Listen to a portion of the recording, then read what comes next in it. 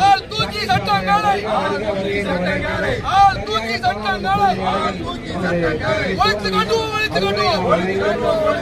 மக்கள் தங்கள் உரிமைக்காக உண்ணாவிரதம் இருந்தால் கூட சிறையில் தள்ளும் சட்டங்களை உண்ணாவிரதம் இருந்தால் கூட சிறையில் தள்ளும் சட்டங்களை விரட்டி